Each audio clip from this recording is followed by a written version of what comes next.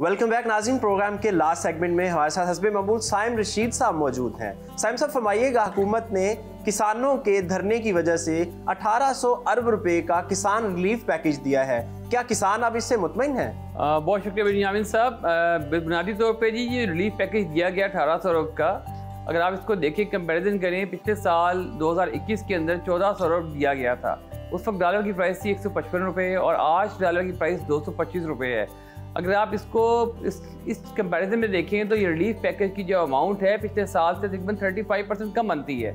और ये basically relief package नहीं है, ये तो रूटीन का पैकेज है जो दिया गया है और इसमें कोई ख़ास बात नहीं है। पिछले साल जो बिजली का यूनिट 5 रुपये था उसको 13 रुपये कर दिया गया है, उसमें 260% इजाफा हुआ है। और इसी तरह आप देखा जाए तो बाकी जो प्राइसेस हैं खादों की, वो पिछले साल से इस साल की निस्बत 200 से 250% इजाफे पे इस वक्त बिक रही हैं। साहब क्या क्या इसके मेन फीचर्स हैं? किस जगह पे किसान को रिलीफ दिया गया और किस जगह पे माफिया को रिलीफ दिया गया इस पैकेज में? ये भी कहा जा रहा है, अक्सर किसान तंजीमें कह रही हैं कि ये किसानों के लिए नहीं है, ये रिलीफ पैकेज माफिया के लिए है। तो माफिया कहाँ से आ गया? ये तो किसान पैकेज है। देखिए, इसमें जो पहला रिलीफ दिया गया कि जो बिजली का यूनिट आपका बहुत महंगा हो चुका था उसको 13 रुपये कर दिया गया, ये किसी हद तक रिलीफ है। पिछले साल से महंगा है लेकिन फिर भी मौजूदा हालात में ये मुनासिब है। उसके बाद जो फर्टिलाइज़र की DAP की बात की गई, DAP पे 2500 रुपये का रिलीफ दिया गया, सब्सिडी दी गई कंपनीज़ को। उसकी कीमत में तकरीबन 58 अरब रुपये ये गवर्नमेंट उनको देगी। तो DAP की जो प्राइस है मार्केट में इस वक्त 11,500 पे आ गई है। तो DAP तो पहले भी 12,000 में बिक रही थी, फिर 2500 का जो सब्सिडी दे दी आपने, ये डायरेक्ट कंपनीज़ को, माफिया को आपने ओब्लाइज कर दिया है। किसानों को तो इसका एक्चुअल फ़ायदा 500 रुपये फी बैग से ज़्यादा नहीं हुआ। इसके अलावा कहा जा रहा है कि जो ट्रैक्टर की इंपोर्ट है उसके ऊपर हुकूमत ने कुछ छूट दी है टैक्सेस की, और पुराने ट्रैक्टर इंपोर्ट करने की परमिशन दे दी गई है। तो इस हवाले से क्या कहेंगे, क्या ये किसान की फेवर में है? बिनियामिन साहब देखें, किसान को वक्ती तौर पर रिलीफ मिल जाएगा, लेकिन आप देखा करें कि जो हमारी पॉलिसीज़ होती हैं वो होनी चाहिए रियासत के फेवर में। आपकी जितनी भी ट्रेडिंग पॉलिसीज़ होती हैं, जो उन पर ट्रेडिंग फोकस होती हैं, वो आपके लिए डॉलर, आपके लिए वक्ती तौर पर फ़ायदेमंद होती हैं। इसमें ख़ास मखसूस तबके को फ़ायदा पहुँचाया जाता है और कहा जाता है अवाम का फ़ायदा।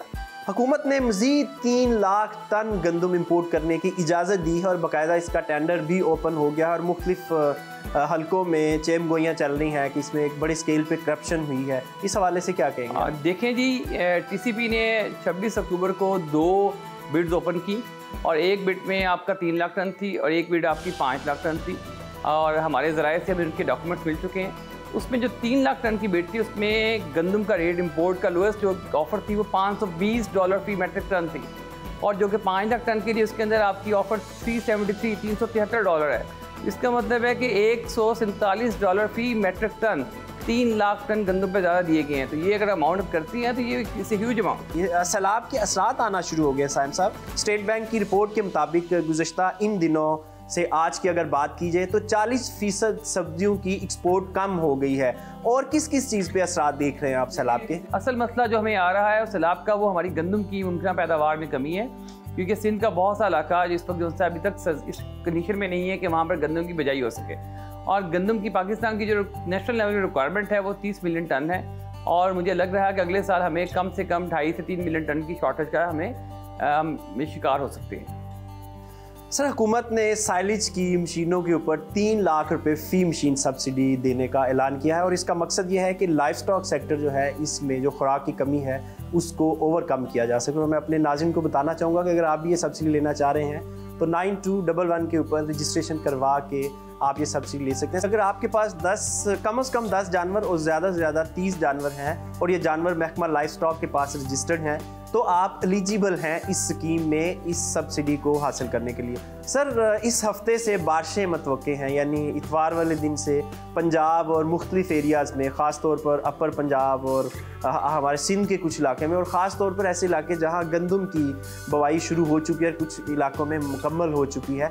तो इस बारिश के क्या असरात होंगे और अगर बारिश हो जाती है तो फिर फार्मर को क्या प्लान करना चाहिए? देखें, गंदम का जो आइडियल बिजाई का सीज़न है वो है 1 नवंबर से 15 नवंबर, और बारिशों की वजह से ये इस पर 20 दिन की ताख़ीर हो सकती है, 15 से 20 दिन की। जिन लोगों ने तो इस वक्त अपनी फसल की बिजाई कर ली है और उनकी वो जर्मिनेशन होगी, उनको तो फ़ायदा होगा, लेकिन बहुत कम लोग हैं।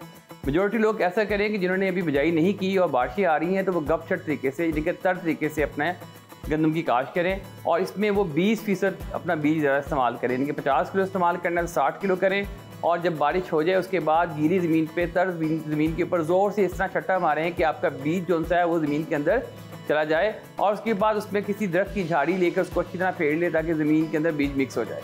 सर अगर बारिश कम होती है और वत्तर की हालत में भी नहीं होती, तर वत्तर होता है, तब किसान को क्या करना चाहिए? क्या मज़ीद पानी लगा के उसको गपछट करना चाहिए? देखिए, दो तरीके हैं, या तो मज़ीद पानी लगा के गपछट कर ले, या वो ऐसा कर ले कि ज़मीन में ज़्यादा हल चला कर उसको ओपन कर ले ताकि वो उसमें से नमी जो सी है वो धूप लगने से कम हो जाए, उसके बाद उसमें वो बिजाई कर ले।